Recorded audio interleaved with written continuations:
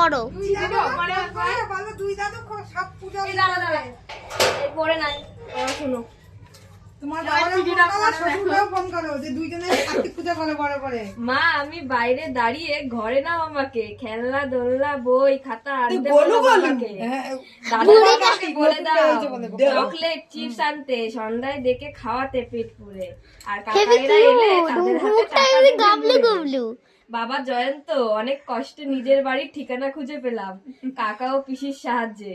আমি রাস্তার পাশে বসে কান্না করছিলাম, তারপর এই কাকাদের সাথে দেখা হলো। কাকারা নিজেদের দায়িত্বে আমাকে বাড়ি পৌঁছে দিল। ওরা খুব ভালো বাবা, তুমি ওদের বকবে না। ওদের ভালো করে পেট পুড়ে বাসন্তী পোলাও, চিকেন কষা, ফিশ ফ্রাই, চাটনি, পাঁপড়, রসমালাই, আইসক্রিম এইসব খাবার খাবে, আর তাদের হাতে 2001 টাকা দেবে। ঠিক আছে বাবা? এবার নাম তোমাদের আদরের কার্তিক।